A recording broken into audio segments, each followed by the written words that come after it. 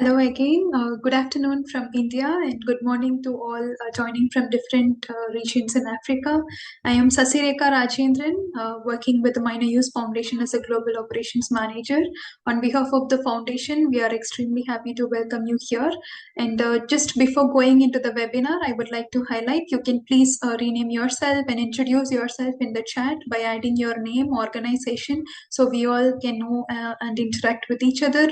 If you have any questions during the meeting, you can please add in the chat and that will be addressed during the discussion session.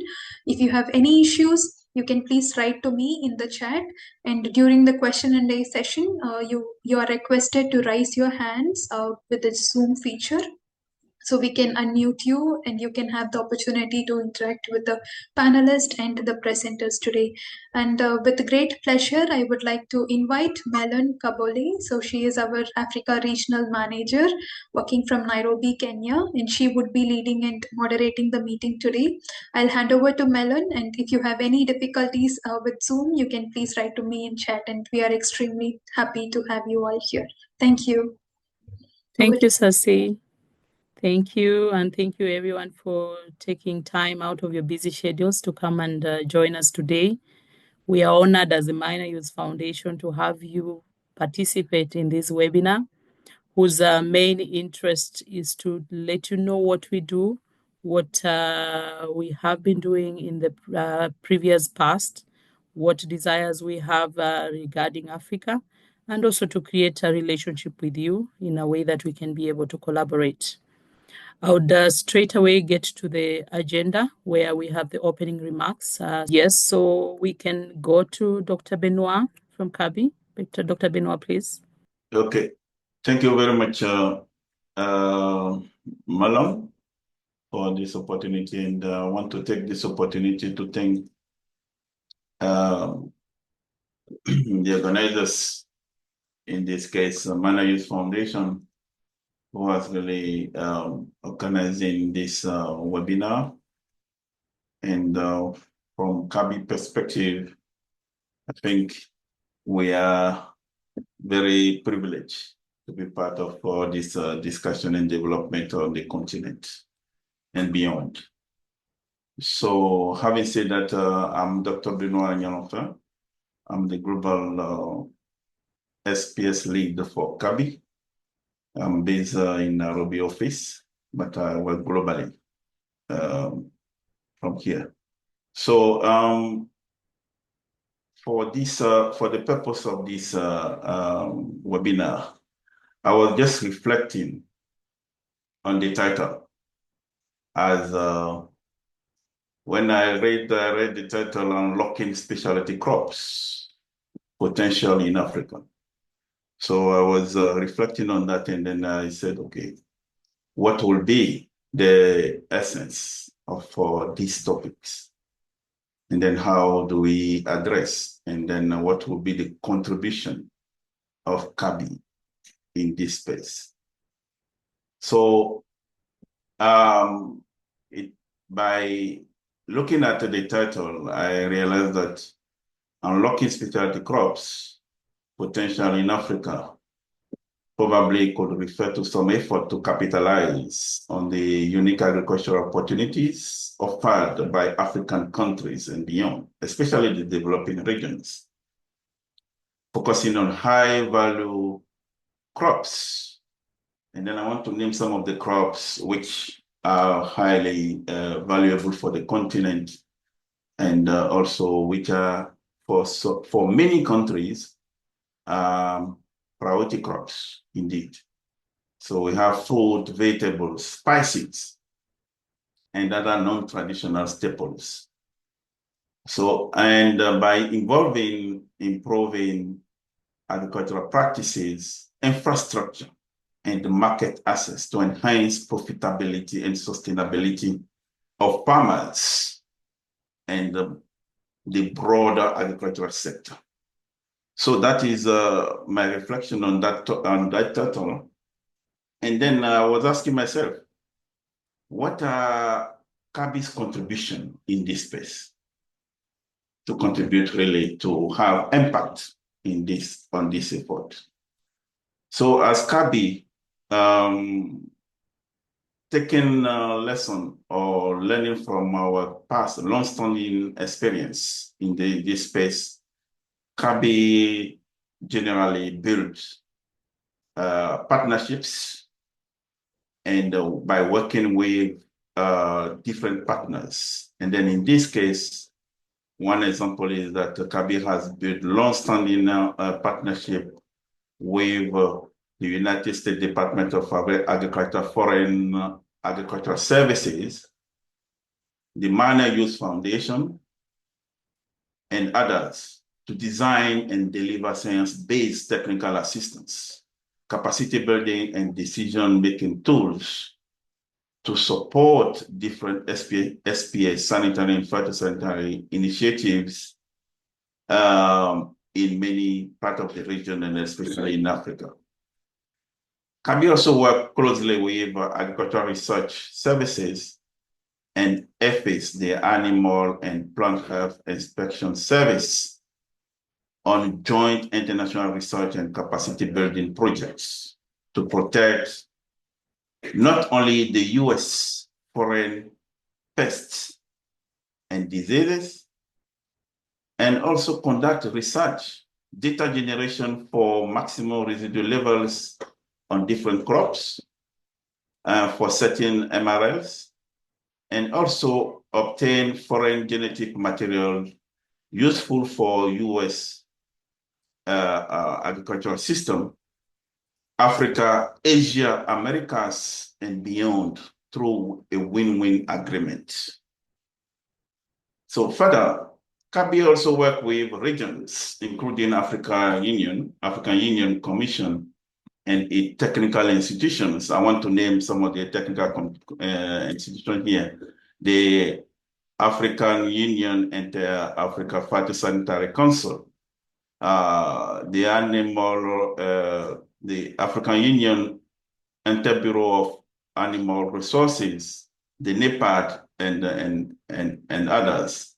In Asia, we work also with Asian regions and Latin American region, and also the regional economic communities in those regions to provide technical assistance to improve, build member countries' SPS systems, as well as support the private sector to implement and comply with SPS requirements. So overall, in the end, all these efforts will contribute to boost the economy of the countries and impact the livelihood of the populations. So, and then now I'm going to give some examples of ongoing initiatives which are currently ongoing. Without any details because of time. So we have the assisting project called Assisting Specialty Crops Export, the regional alignment of pesticide regulatory system and trade facilitative maximum residual limits in Africa. And then this project is running from 2024 to 2027, and then that with the support of USDA Foreign Agricultural Service. We have also other project on maximum residual levels compliance of fresh produce exports in Africa.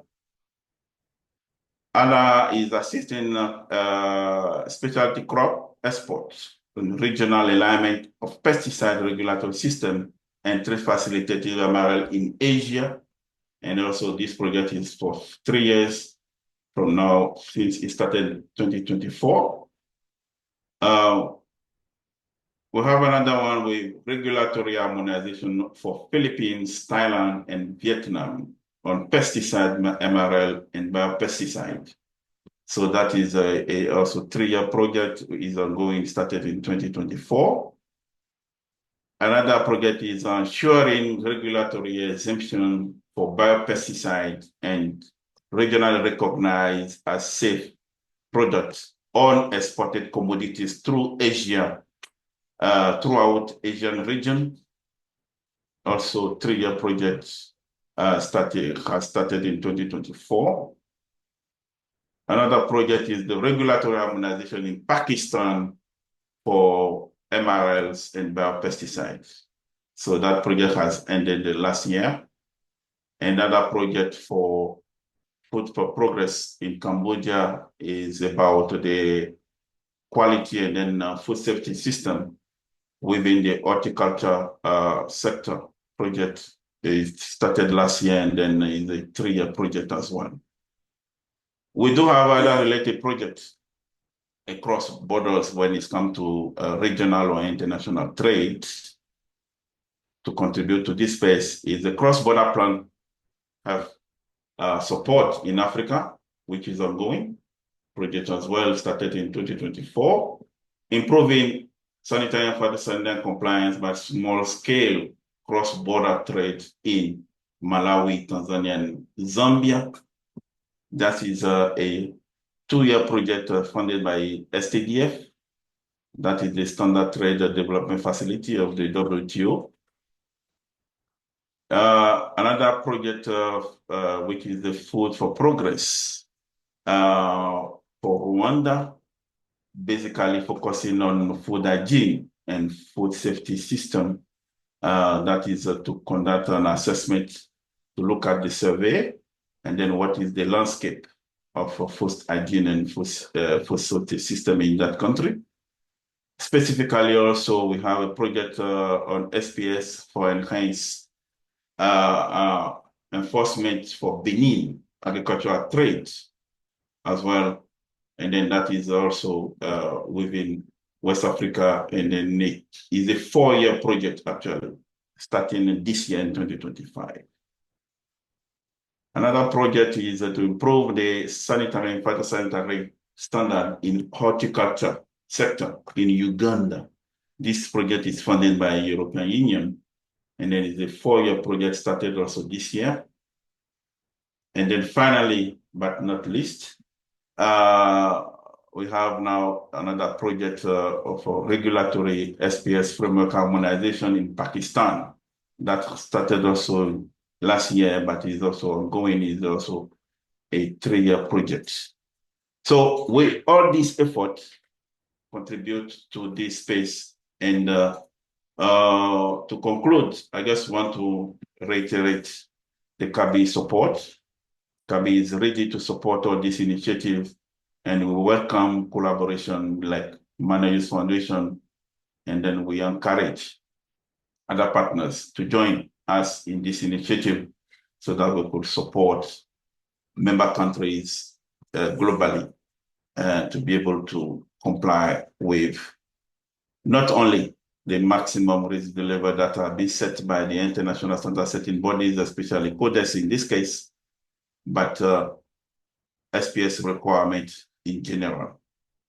With that, I thank you very much for the opportunity.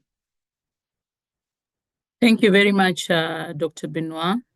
And you have really been able to give a lot of detail on how we can work together and how much impact CABI has on the African agricultural sector. I want to take this opportunity to now welcome Dr. Saliu from the African Union Inter-African Phytosanitary Council. Welcome for your remarks. Thank you so much, Melon, and thank you so much, colleagues from Minor Use Foundations, for giving us this opportunity to speak out our mind regarding this very important webinar. From the title, you can see that already there is a constraint that is actually affecting, minor use crop. That's why it is saying unlocking the potential of specialty crops in Africa, which means that something needs to be done.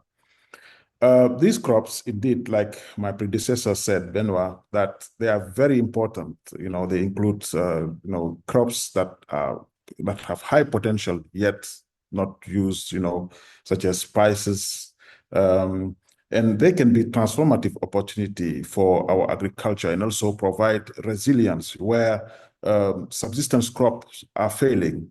Farmer can fall back into those minor use crops and get a lot of income that can contribute to their food security, to their livelihood, etc.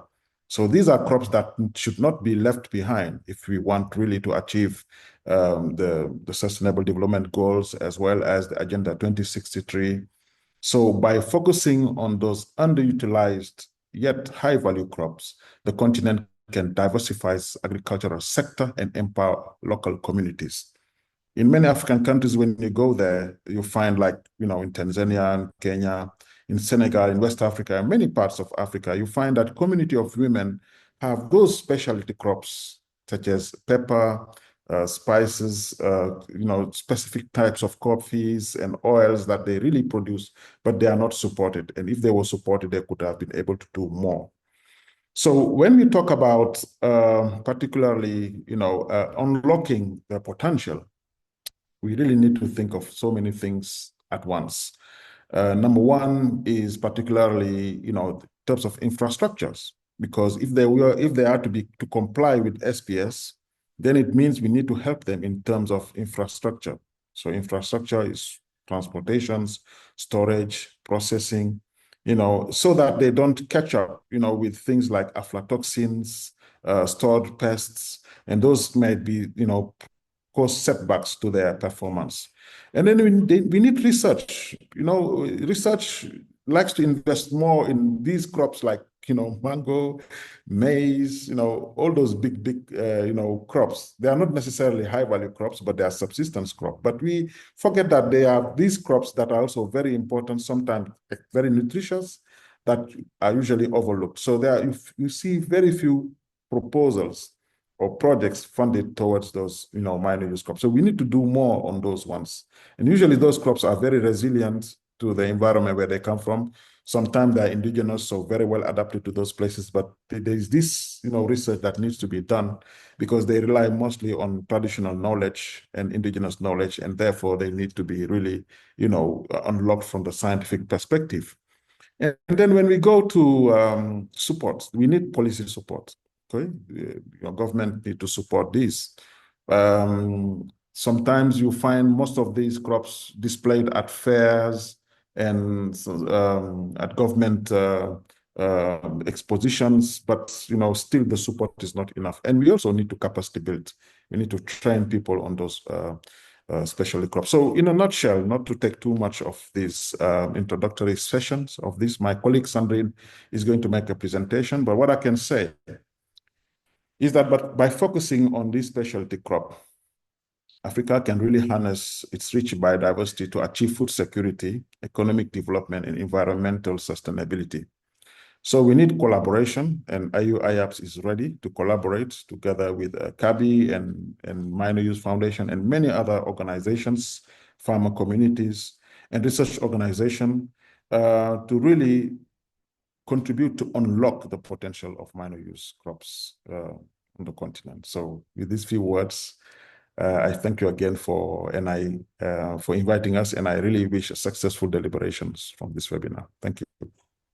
Thank you very much, Dr. Saliu. And we appreciate from the Minor Use Foundation your support and the different areas you have discussed relating to how we can collaborate going forward. I would now like to welcome Ms. Stella Simiyu from CropLife, Africa, Middle East, to give us her opening remarks. Thank you, Melon, and thank you, Sasi. Thank you, Minor Use Foundation, for having us on this webinar today. Good morning for those who are still in the morning, and those in East Africa, good afternoon. So on behalf of CropLife Africa Middle East, who I represent in the capacity of Director Regulatory Affairs, I'm delighted to participate in today's webinar, which offers an opportunity for us as stakeholders to dialogue on a very important topic. It's important because of the many challenges that specialty crops face, and yet this is a continent in Africa where I could say it is a home for the specialty crops. So that means, therefore, for all the herbs that you can think about, the spices, the various vegetables, including indigenous varieties, because we have a lot of us Africans in the diaspora that would need this indigenous vegetable reaching at their doorstep. So these specialty crops really embody the livelihood of African nutrition, They contribute to national food security. They contribute to nutritional security, even biodiversity, rural incomes. I also had women empowerment because this is really an area that women are involved in. And of course, diversification of exports. And I think that is why we are here. However, as has been said, there are many challenges that we need to overcome as a stakeholder group looking at specialty crops. Specifically noting that even these farmers face the vagaries of climate change, they encounter the pest and disease pressure, especially when they want to produce more for the market. So CropLife is happy to join other critical stakeholders in finding solutions that can enable these crops not only flourish, but also become part of the major focus for regulatory and policy facilitation, investment facilitation, and also, of course, trade competitiveness. So we are here because this topic resonates with our core mandate as an industry group, an industry association, and we'd like to continue participating, collaborating in 3 ways. So when I looked at the challenges that specialty crops face and where our association comes in, I looked at 3 areas. One is partnerships that can motivate innovation in crop protection solutions for specialty crops specifically. And we're looking at solutions that our members can provide in terms of biological and conventional pesticides, which can be combined. We're also looking at capacity for residue trials, which should be really a focus for Africa. The second item is looking at platforms that can facilitate the prioritization in national and regional harmonized pesticide registration systems. How can we fast track that? How can we include aspects like crop grouping, expedited registration processes for specialty crops? How can we look at implementing mutual recognition? And specifically for the specialty crops and labor extension, just to name a few. And then in the area of capacity enhancement, in the understanding and appreciation of the knowledge around MRLs and what it takes to set MRLs and how to implement them in the light of specialty crops is critical. And for this, we have been running an e-learning course that really has enabled the understanding of different stakeholders and even enhance the compliance among growers. So this is what we bring on the table in terms of collaboration, and really look forward to work with everybody here to ensure that specialty crops are important and become major. So with these few remarks, I would like to once again thank you, Minor Youth Foundation, and colleagues here for having us, and wish all of us a fruitful deliberation. Thank you very much. Thank you, Stella. Thank you for the rich discussion that you have given. I would want to acknowledge the presence of the members who are still coming in. I am noting Kenya, Myanmar, Egypt, Cote d'Ivoire, Senegal, South Sudan, Cameroon, Ireland, South Africa, and keep coming. I really appreciate that you took some time to join us in this meeting. Without taking much time, I would to do my presentation, and the presentation will highlight the role of Minor Youth Foundation, and it will follow the topic of unlocking specialty crops potential in Africa. So Minor Youth is a non-profit research foundation that works together with global partners, specifically relating to specialty crops. And our intention is to increase access to crop protection tools for specialty crop growers. In most of the instances, you come to realize that specialty crops do not get a lot of support from the industry, maybe because of the economic incentive that they would have, because they would always be grown either in small numbers, or they are not really well promoted for growth, and therefore you find that specialty crop growers do not have as much capacity in terms of the crop protection tools they need for increasing productivity in their farming. And we have also noted from the previous speakers the importance of specialty crops in nutrition and in food security, in trade, and therefore the Minor Use Foundation, from its inception in the year 2018, came in to be able to bridge that gap to provide crop protection tool or to enhance access to crop protection tools for specialty crop growers. The importance of specialty crops cannot be underscored socially. You would find that it has very important position in the farming community, where we have the special crops being grown among the major crops. You find even at the hedges within the crops, specialty crops are always grown there.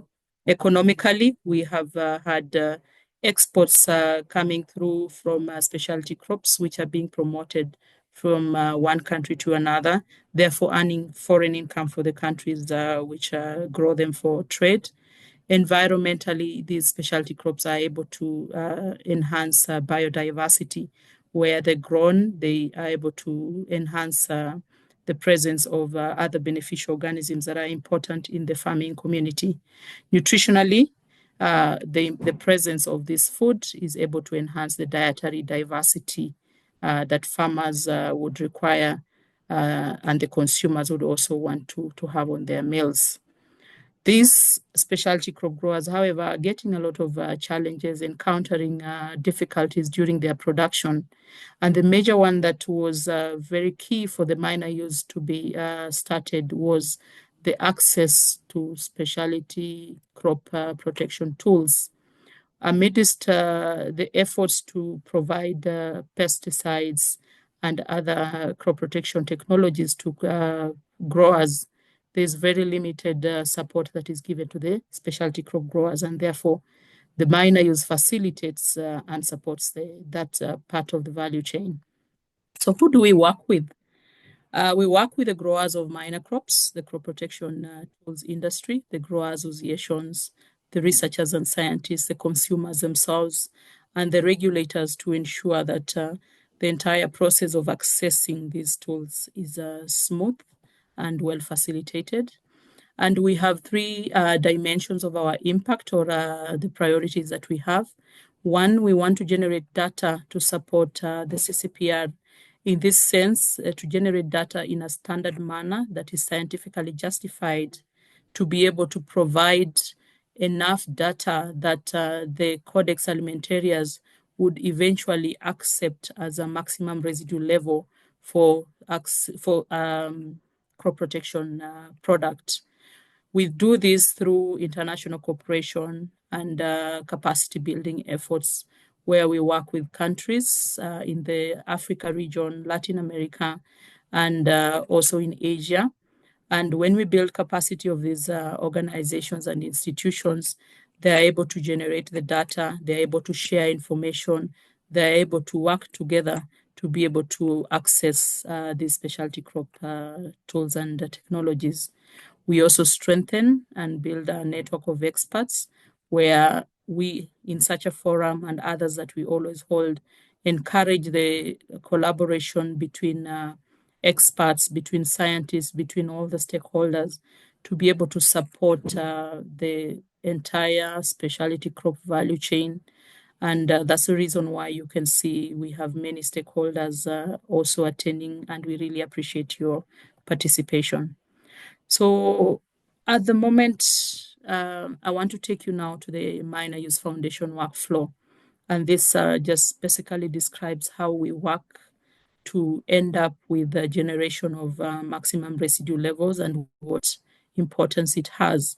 The first thing is we identify the priority pests and diseases that are affecting the specialty crop growers. Between January and February this year, we started our priority setting process, where we called all the countries to be able to tell us what are the pests and disease and crop combinations that they feel are being challenged within the specialty crop industry.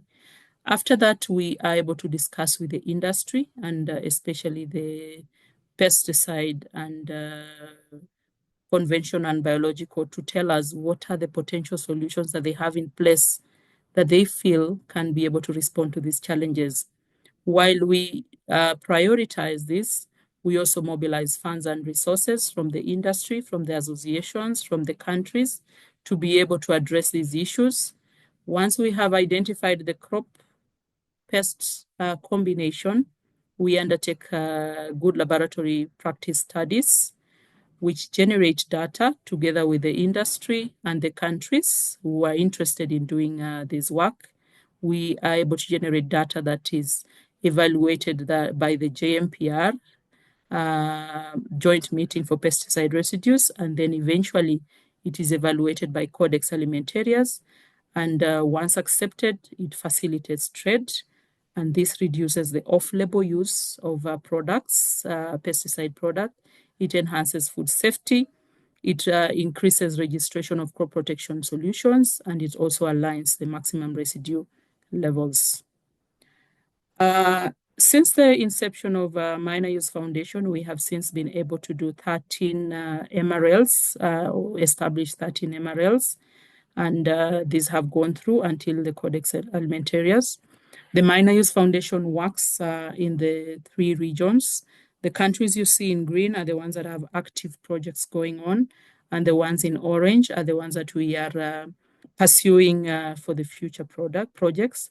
And we believe that after this session, we shall be able to see how best we can increase our footprint in Africa and work together to increase capacity and enhance access to products. So a summary, in 2024, we had a trial against scales and mealybugs on passion fruit, and ongoing in Kenya, Senegal, and Ghana. We have a trial against aphids and whiteflies in okra and chili pepper. As I mentioned before, we had a priority setting, and this followed 6 categories. Do you want a new solution for a pest of concern in specialty crops? Are you interested in Codex MRL? Would you like a periodic review in the ones that have been set already? Would you like a product registered locally? Or would you like an import MRL whenever you want to do trade? And is it a special project you are interested in? And summary of what we found that the crops you see there, with chili pepper being the top and the pest thrip being the top, are the priorities that we have seen, if you can see through. And then for Africa, all the categories were mentioned, which are on the left, and the countries that sent us nomination are also on the right. Then the priorities that we had did not differ so much from those ones of the world. We had thrips as the highest. We had anthracnose. You can also notice we had whitefly, false codling moth, mealybugs, and the pests, the crops were also the same: pepper, avocado, banana, passion fruit, citrus fruit as priorities. Minor Use has also functioned and worked very clearly in capacity building in Africa. And we have been able to do work with different organizations. And this capacity is what enables them to undertake the residue trials according to the standard that has been set. Last year, we had the Global Minor Use Summit 4, where a number of Africans were able to attend to exchange notes and build capacity of international best practices. So I asked myself, how can we collaborate? Because our intention of this webinar is how can we unlock the potential of specialty crops? And Minor Use would be very keen to be able to work with all the stakeholders to unlock this potential within its area of operation. And therefore, we would advocate for growers to produce the range of specialty crops, researchers to also invest in new solutions and technologies on the challenges affecting these specialty crops. And this would also be a response to the priority setting that we have been able to identify challenges within the sector. And then the companies to develop plant protection products that are suitable to these challenges or solutions to these challenges, and government agencies and regulatory bodies to facilitate approving the pest control plant protection products for these crops. We also have special projects. We have had a number that have been provided. Shall be able to share with you as we continue communicating as a network that we can work together. Then we need to work together on international data sharing and MRL setting and local registration. And then we have programs that we would be keen in establishing in the different countries in Africa that we would like your support, and also a network where we can discuss together on the issues that are affecting specialty crops. I am looking forward to really working with you, and please feel free to communicate to me. Please feel free to send me a message, a WhatsApp message, an email, so that we can together be able to do this. Thank you very much. After that long PowerPoint, I would like now to welcome Dr. Sandrine to give us a presentation on the role of AU IPSAC. If you have any questions regarding the presentation, kindly share it on the chat. We shall be able to respond to it at the end of this session. Thank you. Okay. Thank you very much, colleague. Good morning, good afternoon. So let me share my presentation.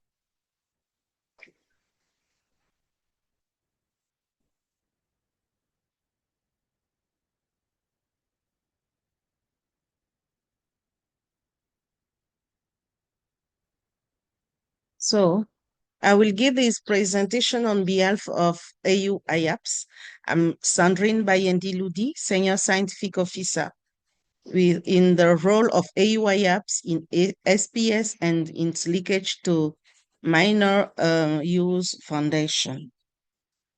So I begin with the brief history of AU IAPS. The council was established in 1951 and headquartered in 1954 in London.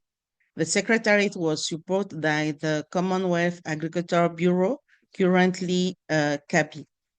In 1960, it became part of Commission for Technical Cooperation in Africa, south of Sahara, which became the African Union Scientific Technical Research Commission in 1965. It was based in Lagos in Nigeria. The council was incubated under the Organization of African Union, then integrated African Union, and was transferred from London to Yaoundé in 1967. In 1969, the Inter-African Phytosanitary Commission became the Inter-African Phytosanitary Council, which is fully managed by the Organization of African Union Secretariats.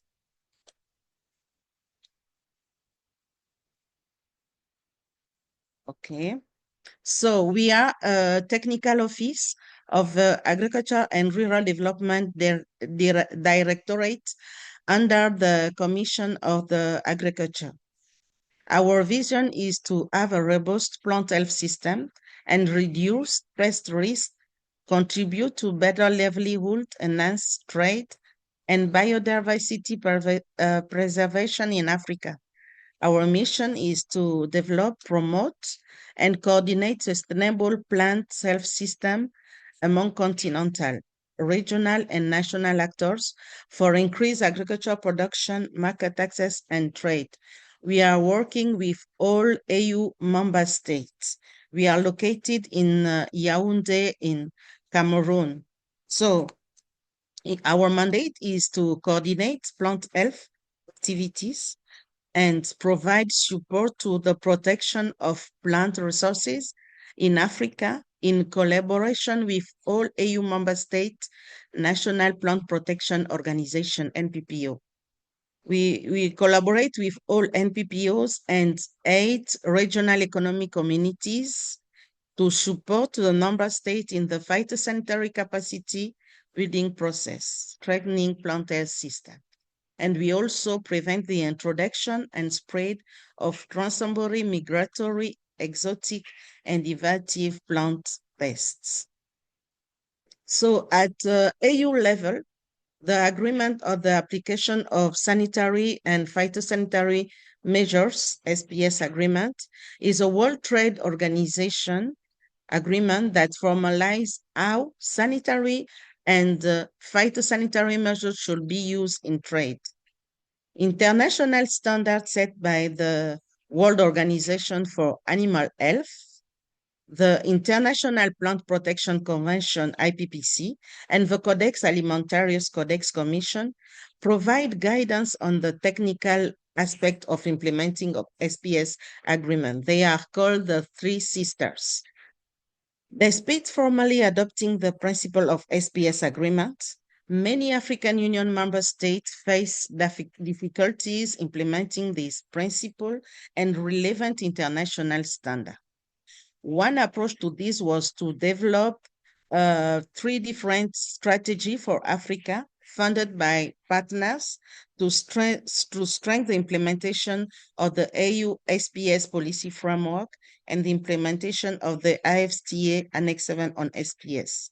So at AU level, we have AU SPS policy framework with 4 objectives and 3 different strategies: the food safety strategy, animal health strategy for Africa, and for AU IAPS plant health strategy for Africa with 7 strategic objectives. So this strategy, we work on the implementation strategy, implementation of the strategy, and also work on the theory of change for plant health strategy.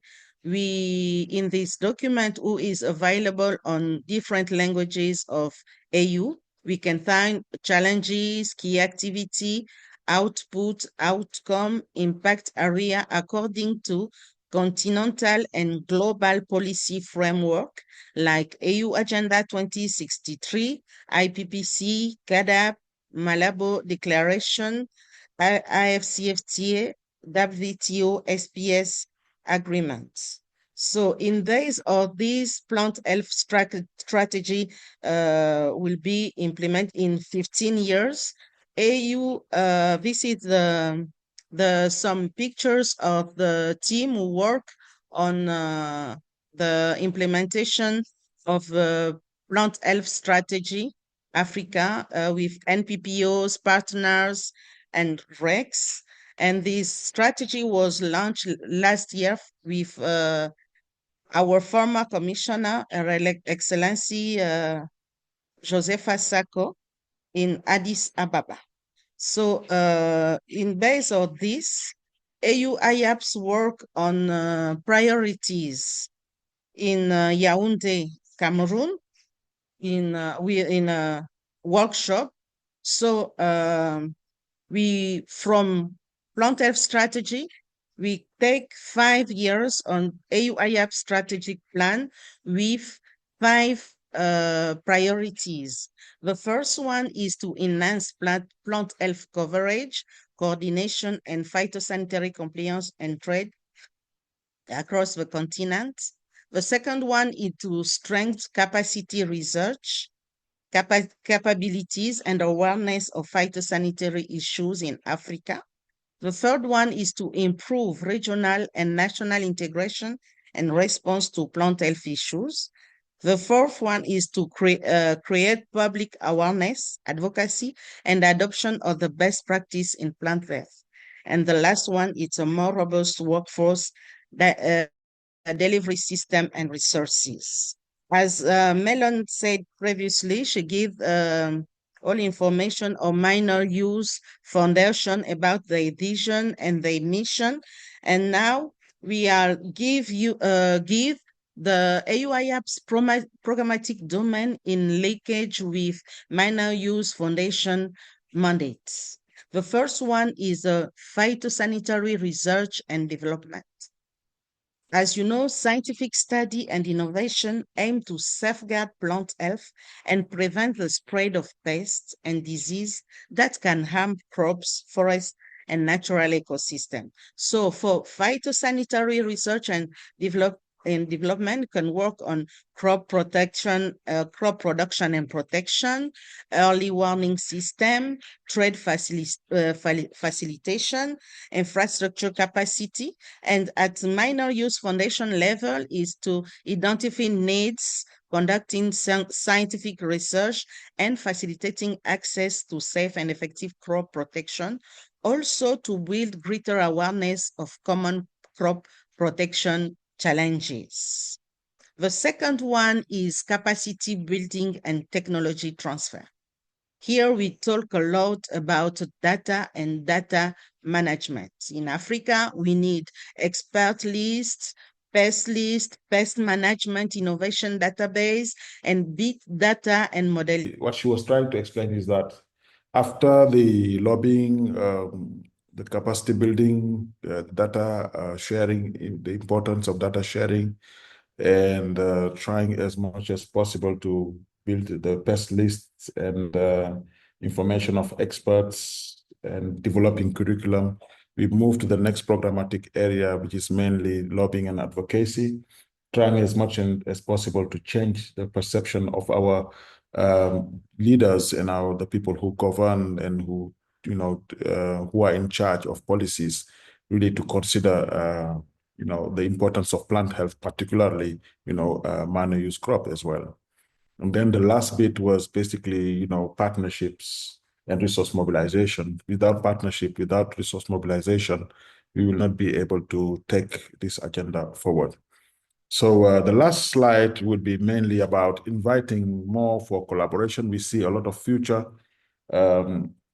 between Minor Use Foundation and AU IAPS and all other partners like CABI and the donors, but most importantly, the people of Africa, how we can really move the agenda forward. At AU IAPS, we have just been given a new building, and this is the building that you're seeing on this slide. We welcome you to join us here in Cameroon. We have space, and we are willing to support you in every aspect of your work. So thank you so much for listening on behalf of Sandrine. Thank you. Thank you so much for stepping in. And Sandrine, we really appreciate that you were able to do this presentation. And thanks for highlighting how we can be able to work together with the AU IAPS to implement the mandate of the Minor Use Foundation. I would like now take this opportunity to invite Patrice from Fresh Produce Exporters of Kenya. And I also would encourage all participants, if you have any question, please put it on the chat box. We'll continue responding to it as we progress. Thank you, Patrice. You're welcome. Hi, how are you? My name is Patrice Ngenga. I work with the Fresh Produce Exporters Association of Kenya, FPIC, and I'm currently the sitting chair of the Minor Crops Technical Working Group here in Kenya. And I'll just take a few minutes to highlight what we've done so far. And please let me know once you're able to see my screen. I'm going to make a short presentation on the progress that we've done so far. So yes, please put it on presentation mode. Thank you. Okay. So in the interest of time, I'll just dive straight into it. We formed the Minor Crops Technical Working Group in the year 2017, where we had a few of our growers facing challenges in terms of compliance, especially when it came to use of pest control products. And associations, we have different associations representing horticultural growers and exporters. And as there's one called PCPB, is our government agency, which is in charge of registering agrochemicals. And then we have KEPHIS, which is the National Plant Protection Organization, which mainly looks at plant health. And then we have another organization called Horticultural Crops Directorate. It's under the Agriculture and Food Authority. And then we also joined hands with a KGRO, Agrochemical Association of Kenya, and then ourselves, FPIC, and another association called FPC Kenya. So we came together as different players in the space, and we also onboarded a few exporters and also a few agrochemical dealers, where we came up with a priority list of crops and pests of interest, which we will look at. And since 2017, we've worked with Kabi. They've supported us on one way or another, and also Colid. So through Colid, we have conducted a few efficacy trials, which have fast-tracked registration. Normally in Kenya, for you to conduct a trial, it used to take a long time, because you will do same crop, different seasons. So that means if you are doing a crop that is being grown in 60 days, you would need probably a whole year. But now through the technical working group, we're able to come up with another approach whereby we do the same crop, same period of time, different locations, and then we compare the data, and then that has really fast-tracked in terms of registration. So we are really appreciative of the support that Colid has supported us in this since 2017, and also the support that Kabi came through with in terms of conducting a survey on the residue data, which is both in the local market and also the export markets. Recently, we were glad to bring on board the Minor Use Foundation through Melon. We are lucky that she's based here in Nairobi. So we've recently onboarded Minor Use Foundation, and we are looking forward to working together regarding that space. We usually meet once every quarter.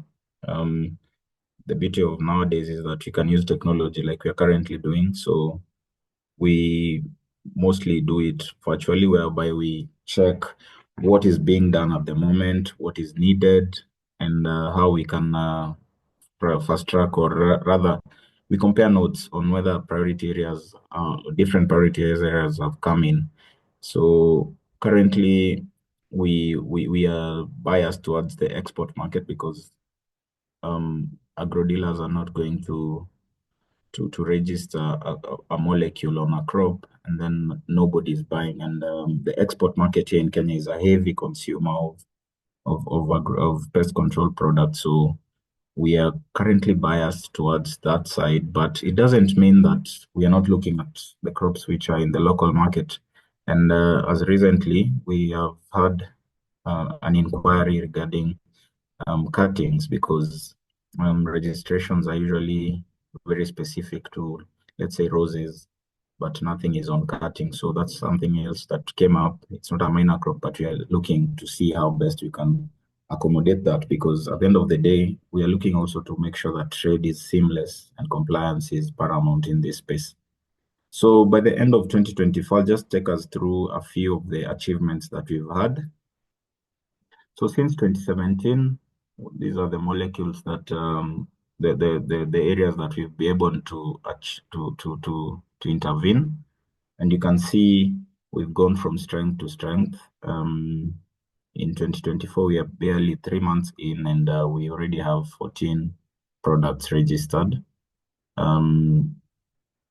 You can see that currently we're sitting at around 507 products, and you can see the variations. And then in terms of efficacy reports, these are the ones which we have received so far. You can see in 2017 we had 1, and then we have still gone strength to strength. The numbers keep going upwards, and we've had good feedback from the growers and also the sellers of these molecules and products, because everybody, it's a win-win kind of scenario, and we're able to achieve market access. So again, this is what we are currently on. You can see the numbers. We have registered slightly over 200, which have confirmed, and then we have another 112 which is in progress, and we hope that this will still go in. And then we have 194 which we're still waiting on. So in summary, this is what we've done so far.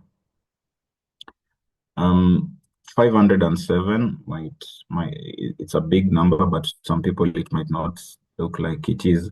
But if it were not able for the technical working groups, the working group, actually we would, I believe we will be operating at a much significantly lower number.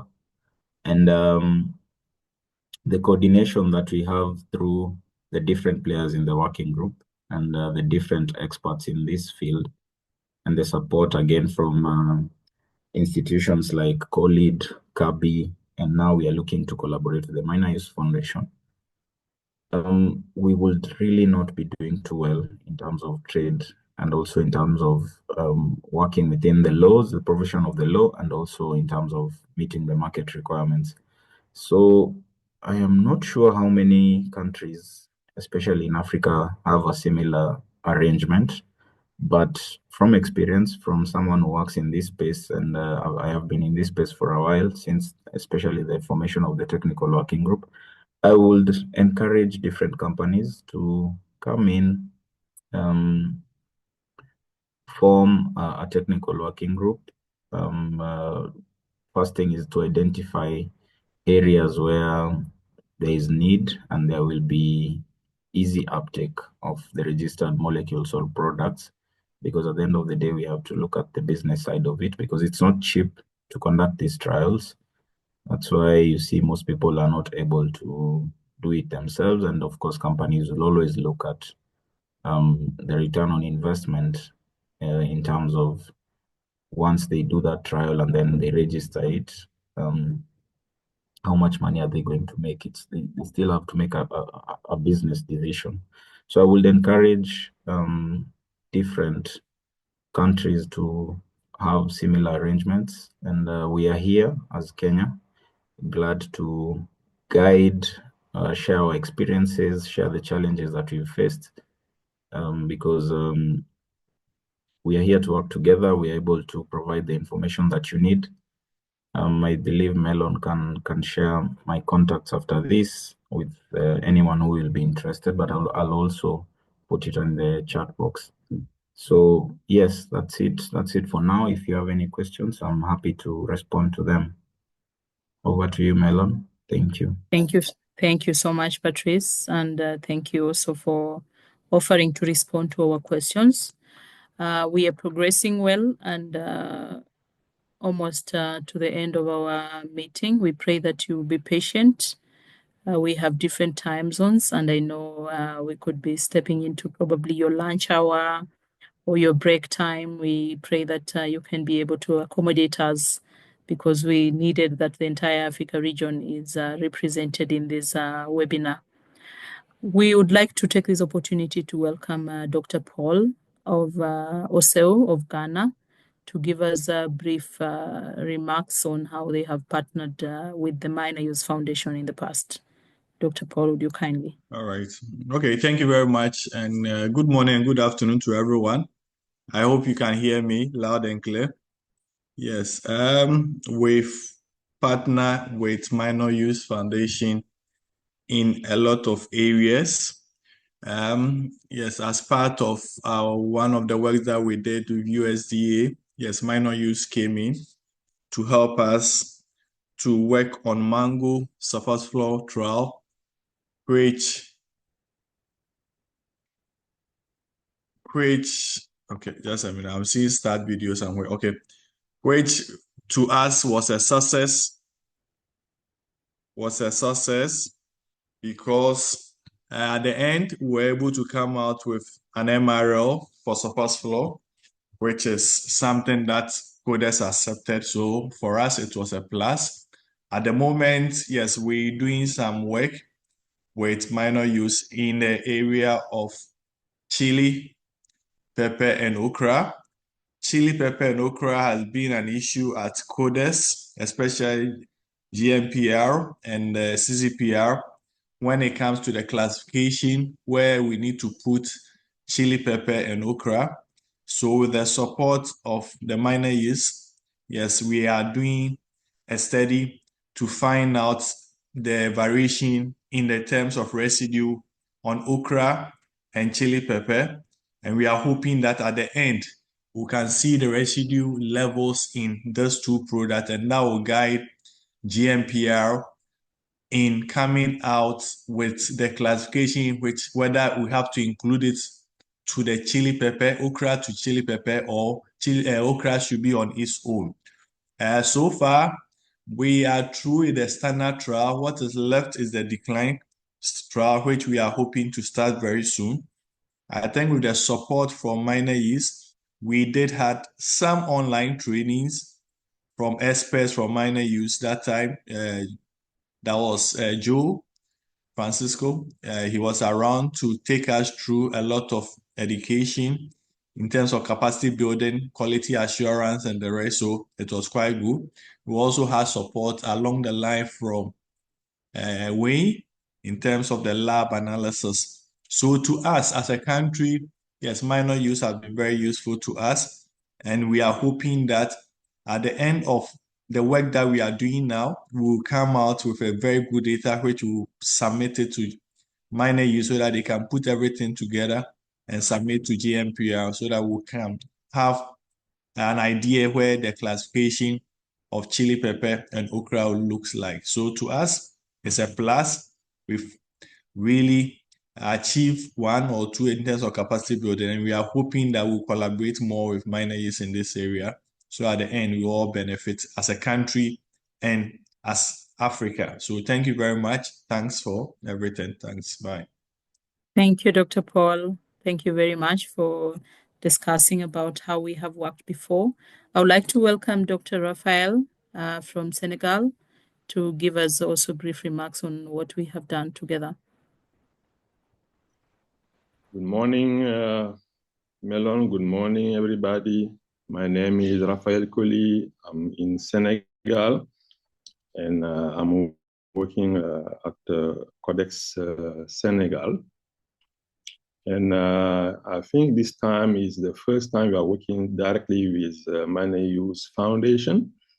Before, I think we have a kind of touch when we were doing trials for mangoes, as Paul has highlighted in his intervention. And currently, we are working with Minor Use Foundation on chili and okra, as Ghana has presented recently. So we are partnering here in Senegal with the Plant Protection Office, the Ceres Logistox as the lab, the University Lab, and with other partners who also are participating in the trial. So far, it was going very well on the trials. We did the trials with the PPO, Dr. Ablaye Faye. I think he is in this meeting, and also Mrs. Marie Ndao, who is at the laboratory Ceres Logistox, and also Professor Amadou Diop, who also is responsible for the laboratory part of the trial. So far it's going well. We start, fortunately, the plantation of okra and chili pepper that was done by the PPO. And we have collected the chili, the okra, and currently it is under analysis at Ceres Logistox. And then we got suddenly issue that I think many countries have also encountered. It meaning the US funding was cut, and we are currently trying to find another source of funding to finalize this study. But so far it's okay. since the okra side has given some results, and the product has been analyzed by the stocks, and I understand they have some extraction that had been made, which is good. And but the part of the chili pepper was not well, let's say, done. So we need to redo the planting of the chili pepper with my colleague Abdoulaye Faye, which I would invite to give us very briefly where he is with that. And then for the laboratory, the extractions are so far so good. And we are, let's say, planning to finalize the other part of the chili pepper very soon using the remaining funds we have received and waiting for the complementary funds that we are looking forward to get with IER. So, Melon, what I would like to say is that for this meeting, I have invited many countries in West Africa and Central Africa, like Chad, to be present and to understand what MEF is doing. And I want them to learn a lot from these different studies and the results that have been already gained from other countries. As Paul has said, we hope to submit those data that will be collected with the support of the MEF staff to present them to the MPR. At least we have for okra and chili data that can be presented for generation of maximal limits on Afidopyro. I don't know if I pronounce it very well. It's a company, I think, BASF that produce this element, and then we hope that we'll be able to get in, and we'd like to have other countries to join us in West Africa with Ghana and Senegal and MEF and other partners, in order also for the countries to be able to identify specialty crops that can also enter also the system and to open the markets for producers. So this is what I would like to briefly say, and I would like my colleague Abdoulaye Faye quickly to just step in to give. And I would like to also to highlight once this meeting is in English, and we have a lot of countries from West Africa who are online. I saw them. Maybe it will be good for next time to find out a way of having interpretation so they can participate fully. But this is a first try, and then I think that in the future we'll be able to incorporate all of this. Abdoulaye Faye, can you please? Yes, Raphael, thank you. Abdoulaye, 1 minute, because we need to also respect the time we had scheduled for the meeting. Thank you, Raphael, for giving very detailed presentation of what we have done together. Abdoulaye Faye, are you ready? Please take the shortest time possible. Thank you very much, Madam Kabal. Yes, thank you. I would like to thank much Dr. Raphael for this excellent summary he did in our collaboration with Minor Use. As he said, we have been able to conduct the trials in chili pepper and okra, and we have finished harvesting the okra, and the product will be analyzed in the Ceres Stocks labs. For the chili pepper, we have met one difficulties, and we will repeat the trial in the experimental plot of Israel. As he said also, we have been able to identify other minor crops in which we will need to spot to fight pest and disease, and to also regulate aflatoxin in peanut. And in the request of a Minor Use Foundation, we have submitted a request to get support to enhance the production and the quality protection of these crops in sweet potato, cherry tomato, cassava, and other minor crops. And we need your help and your support to enhance the development of these crops. Thank you very much, my lord. Thank you, Abdullah. Thank you for the passion that you have regarding specialty crops. So we also note that the concern with French-speaking countries, we will consider that and have another presentation, hopefully very soon, relating to the same. As we draw closer, we only have 2 agenda left. The first one is a impact video, and then after we have discussions. Thank you because you have continued to send your comments on the chat. If you have any comments, please send there so that we can reduce the time we need for the discussions as well. So Sasi, please show us the impact video for Africa. If you go to the Minor Use Foundation website, you will see the same for the other regions as well. Thank you.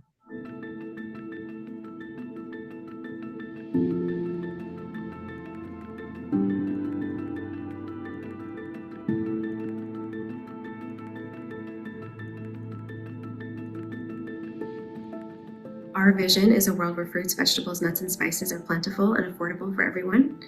We are a small nonprofit. We are 11 people, and we are spread all over the world. We're a global organization. What we do really has 4 parts. The first part is once we identify the priorities of what we want to work on, where we see the biggest pest and disease burdens for these nutritious crops, we go to the field and we do research to find solutions that will address those problems. Then we support the regulatory body in the countries where we're working to make sure to help the pesticide get registered there. Third is going back to the growers and making sure that they're aware that this pesticide is registered, that they're able to use it safely, that they understand that it's available and how to use it. So we do extension and training work. And then the fourth is expanding trade opportunities.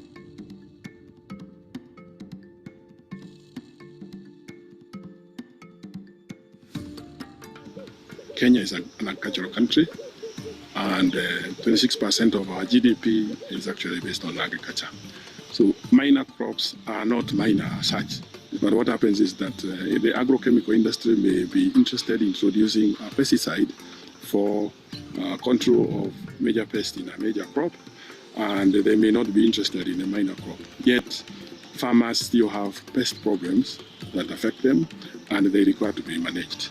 So the crop is very important. It might be small in acreage, but in terms of the economy, they are very important to us. 5 African countries came together and saw the need for having MRLs for the commodities that they were trading. So we came together as 5 countries and said, why don't we develop ourselves, build a program that can work, develop our capacity, and also generate data to support registration of these minor crops. And that way we would enhance not just the capacity within the country, but most importantly, competitiveness of the agricultural products from these regions.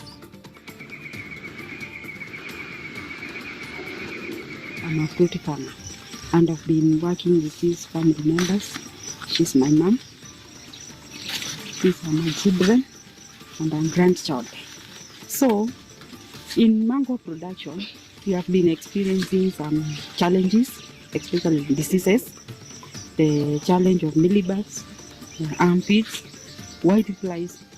And as we continued to work in the farm, I met an organization a salesperson who introduced a product called Glossa from the Corteva company. So recently, we have been using that product.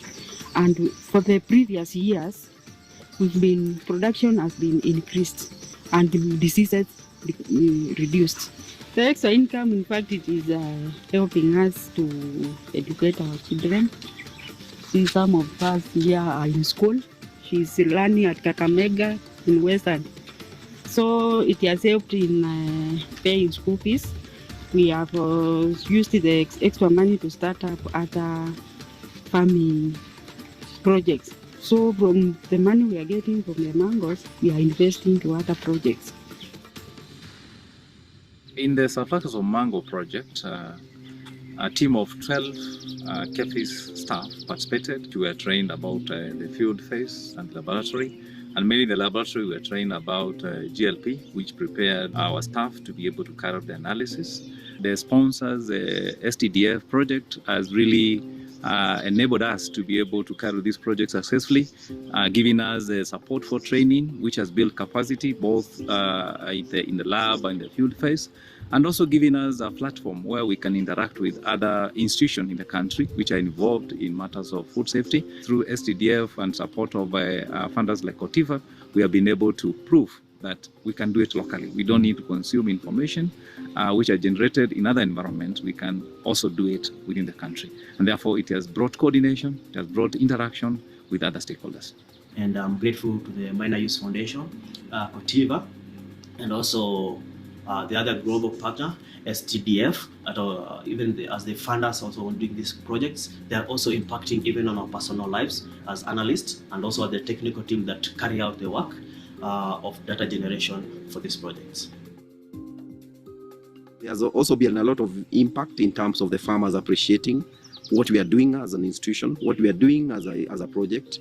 And we hope that, with using some of these chemicals, they'll be able to assess safer produce in what they are consuming, and also avail safer produce to other consumers in markets. My name's Pius Nzukimbuvi. This is my farm. It is almost 2 hectares. I produce mangoes, you can see, oranges, you have seen maize, vegetables. I do all that. Controlling insects in my mango farm, the way it controls those insects, it is more efficient than other products. You can see even the mangoes are very clean. Before, I used to get a lot of damages. My mangoes used to get spoiled. They are insect inside, so I cannot sell. But now you check at this mango tree. If I start harvesting, it is there, I can sell all of it. What does this mean for Kenya, Uganda, Tanzania, Ghana, Senegal to be able to have an MRL for mango and a registration of sulfoxaflor for the mango use in the country? It means that now we have a crop protection product available for use on mango. It means also that the quality of mango produced is much, much better. We're able to trade the mango globally, and makes it better for the farmer to get more return on their investment and to get better yields also due to minimum loss as a result of pest infestations.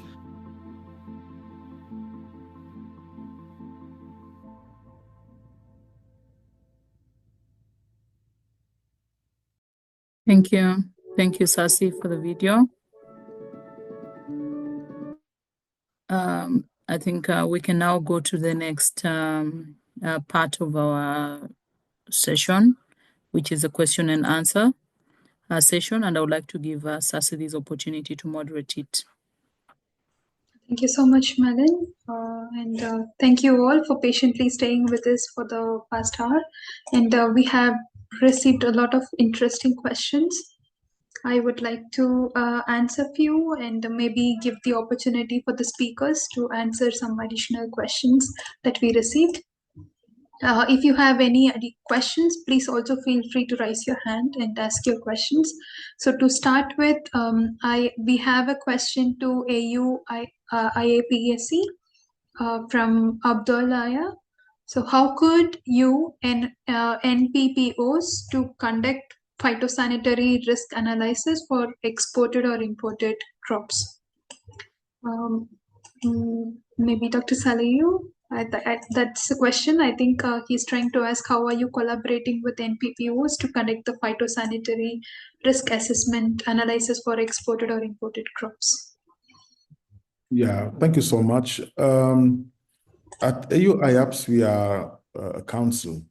We are a council that coordinate and support countries in terms of phytosanitary issues, prevent the introduction of pests, help them to comply with SPS measures. One of them is, of course, the maximum residue limits. Our support goes in terms of capacity building, providing training. We organize every year several trainings, sometimes in terms of pest identifications, compliance to ISPMs, and also SPS measure some of them. And sometimes also we try to bring them to places like specialized laboratory or reference centers, to get hands-on training or hands-on practical sessions where they could benefit from expertise. However, in this new collaboration that we are foreseeing with minor use, perhaps we could work towards phytosanitary capacity enhancement by coming up with a specific project, perhaps with STDF or any other donor, to help them actually do all these, comply with the measures. I'm happy to hear that the colleagues from Senegal are working closely with Ceres Locustox, which is a reference center that has equipment to be able to do all the studies that are related to toxicologicals as well as detecting aflatoxin. And we need more of those across the continent. And I think also in Kenya, they might have also similar facilities. We need to make sure that other countries also benefits on the same. Thank you. Thank you so much, Dr. Salihu, for your answer. And we are very much looking forward to build on the initiatives and work together as you highlighted. I have another question to Mr. Patrice. The question is that TWG are doing excellent job of evaluating new molecules for use on minor crops. Kindly indicate the different pests targeted by these molecules. So that's one, and I can wait until you answer for the next question. Over to you.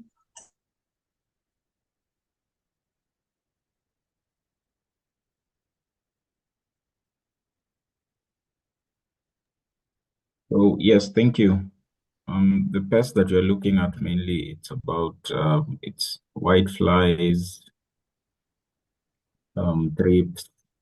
Just confirm the recent ones. So it first starts with a particular crop. So for example, for herbs and spices, we are looking at the mites, the thrips, and leaf miners. And in terms of diseases, we are also looking at powdery mildew, downy mildew, and anthracnose. For something like broccoli, we are looking at diamond barkmoth, caterpillars, thrips, aphids. In terms of diseases, we are looking at rust, downy mildew, black rot. In terms of weeds, we are looking at the broadleaf weeds. Something like snow peas, we are looking at thrips, whiteflies. Diseases, we are looking at ascochyta, downy mildew. For bananas, we are looking at crown rot complex.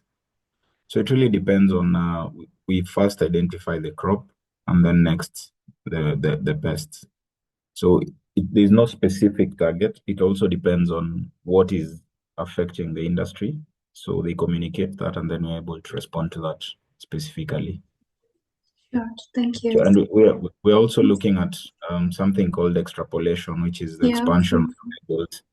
So you'll find that something is registered here in Kenya for kales, and it's in the same family as broccoli, and it seems to work also on broccoli. So we do trials, and so that we make sure that we can add broccoli onto the product label. Thank you so much, Patrice. I think we also agree on the same to follow the crop grouping principles and have MRL extrapolations to maximize the utilization of the resources that we have. There is another question. Secondly, with the climate change, many new pests are emerging. Any data on these new threats and what molecules or possible mitigation measures? Lastly, also any information on biologicals or botanicals in use and their efficiency if you've worked with. Yes, being a country in the tropics, climate change has really affected us, and also depending on your target market if you're doing exports. So we respond to both the changes in the mutation of the pests and diseases, and also we are looking at EU being our main export market. So when they say that a certain molecule cannot be used on products being exported to the EU, and then we also need to respond to that. So I don't have a particular molecule because we are working within a mix of our regulations and also the EU regulations, especially in terms of the export market. So we are looking at both sides. And then, of course, nowadays, most of the molecules in use are usually more environmental friendly, and we ensure that we work within the aspects of taking care of the environment and the people also in the environment, and also the beneficial insects, which are the pollinators and also the natural enemies. In terms of biologicals, just like we've recently onboarded Minor Use Foundation, we've also onboarded companies which are dealing with biologicals. We have a company, we have an association, they have an association here in Kenya. It's called the International Integrated Biologicals Management Associations, IBMA. So we've recently onboarded them, and we are looking to work with them. So now it's a matter of now getting resources, which is where we already have Kabi and CoLead, and now recently Minor Use Foundation, to see what we can do in terms of making sure that everybody has a solution, and we've basically provided a solution, not just in terms of the chemicals, but also the biologicals. So yes, we are working with them on that also. Thank you. Thank you so much, Mr. Patrice. I think that's the major questions that we had. While I try to address the two other key questions that we have in the chat, I request all the participants to please turn on your video. Followed by this, we will be wrapping up this Q&A session, and we can have a group photo together. So please keep your videos on while I try to address the two key questions. So the one question on why few crops or pests are not addressed in the priorities that Mellon was highlighting. Please note all the list that Mellon was showing, it is from the people, from the researchers, scientists, growers, with the team that we are working. So all of your inputs are pooled, and we only showed the result of the feedback that we got as a very small budding organization with the support of our partners here from AU, African Union, from CABI, from CoLead. We tried to reach out to our group, and we received the nominations. And the crops or the pests that you mentioned would be definitely there, maybe, but not repeated as many number of times as the other crops. So we are still in process of doing our internal analysis on what crop combinations or important for the region or economically important for trade for the farmers, which is causing serious threat. So all that will be done in the coming month, and we will be having our final list of priorities based on all scientific and statistical process to present you towards the end. So that's on the priorities that you see. And if you have any priority crop or any projects that you're working on, and if you would like to work with us, please feel free to reach out to Melon or myself, and you will have more updates, and we are happy to have one-on-one virtual calls on the same. And how to work with us in terms of conducting this data generation trials.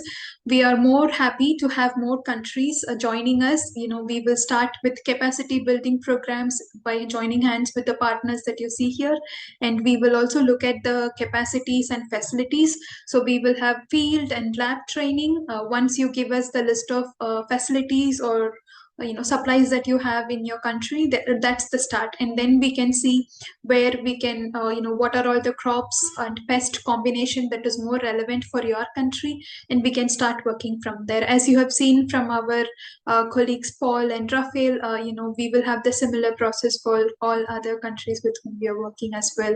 So we are more than happy to discuss with you, and please feel free to reach out to Melon. She is very active in the region, and she would be happy to even visit your facility to see how we can further build and strengthen our collaboration. So with that said, I would request people to please keep your videos on. We only have few coming up, but we have, 60 participants, which is very good, for the time that we had. And please turn your videos on, and I will hand over to Melon for the closing remark, followed by which we will have our photo session. Melon, over to you, and thank you again from the foundation. Thank you, Sasi. I think we can start with the photo session. Please have your videos on. Thank you, Sasi. Please facilitate photo taking. Please have your videos on. Thank you. You can smile to the camera. Thank you, Sasi. Is that okay? I'm capturing a few. Maybe cheese time. 1, 2, 3, cheese. No, you're not smiling.